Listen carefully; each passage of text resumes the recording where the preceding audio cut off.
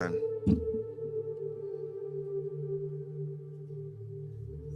Einstein made a statement. He says that I'm not interested in the phenomenon or that phenomenon. Einstein had said earlier in his life, I want to know the thoughts of God. The rest are mere details. But as he lay there dying in the Princeton hospital, he must have understood that these were secrets that God was clearly keen to hang on to. You know what the secret is? Love. Love. Love.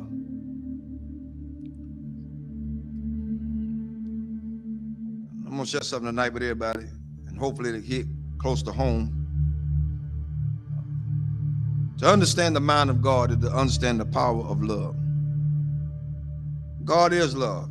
1 John 4:8 says that God is love.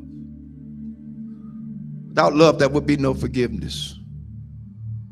Without love, there would be no structure.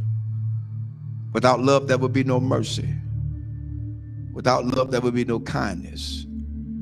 Without love, everything else would go completely out the window. I learned this week. Took some people to let me know that I was still hurting. And I'm gonna let everybody know tonight. This is my reality. Not to slight anybody. A lot of things that I know I hadn't always done right, hadn't been right. But I had an incident this week to wake me up real good. At certain points, we can give our children what we didn't have so much until we forget about teaching them structure. This week, I learned at some point you won't be respected. And that's for everybody. You're not going to be respected because they feel the way they feel.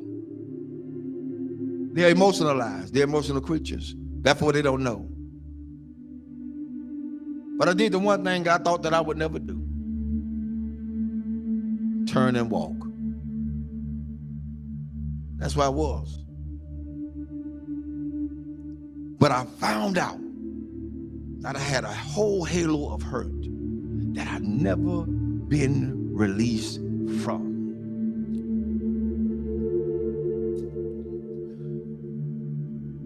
My respect factor has never really been known because I never got it.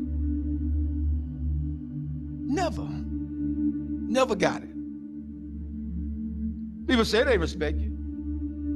Say they love you. Where is it?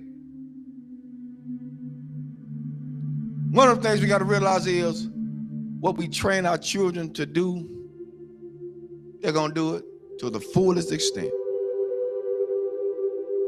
If you let them be into your business as adults, then they're going to have all rights and privileges to say what they want to say, not knowing the outcome of what could be. But I learned something. Even though I went through all that hurt and I'm still hurt, that's all right. I don't mind it. I'm going to go through this thing. I'm going to go through it. Because at this point, I don't owe nobody nothing. I owe God himself. For me, I did what I needed to do and walked away. I did what I had to do and walk away. And it ain't easy. It ain't easy trying to do right and you still get damaged. It ain't easy. God help me tonight. It is not easy. It is not easy to be in a place and feel like you're trapped.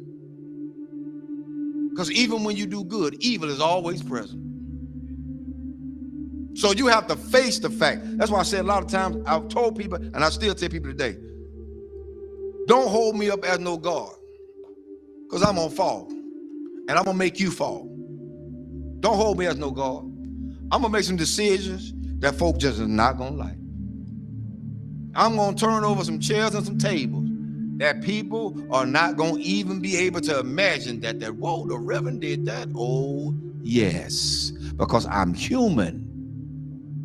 I'm human. I'm human. One thing I learned from all this is that you don't have to stay where you're not welcome. Thirdly, I ain't studying nothing nobody say. I came in this world alone. I'm gonna die alone. So you got to stand for yourself. I'm teaching my children that now, and I'm teaching them that from a distance right now. Because what could have happened didn't. And I love all of them. I love everybody. I love everybody. But there comes a point in your life you got to let go. You got to let go. How long do you have to put up with a lot of stuff? You did your part. You did what you can do. Now it's time to let them go. A lot of parents out there suffering now, and I'm telling all parents out there now, you done did all you could with your child. They're in their adulthood. They think they know it all. They done seen the world. They got more sense than you. Let them go. Release them in the Lord's hand. If you get in the way, you get in the way of God's hand. Get out the way. Because whatever God got for them, that's what he's going to get. Well, that's how it is. Children shouldn't be involved in the parents' business. Amen. I'll say it again. Children should not be involved in their parents' business. Whatever go on between those two, that's their problem. Not the children. But the children are affected by it. But guess what? It's up to those parents to sit the children down and talk to them together, not apart. Together. Together. You want to stop a whole lot of confusion? Talk about it together. You don't want to break down the communication? Talk about it together. At this point for me going forward, that's what we're going to do. And if they can't do that,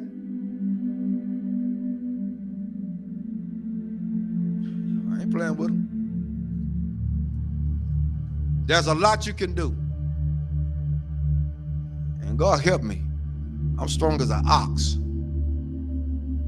But the Lord is a protector and a shield from everything.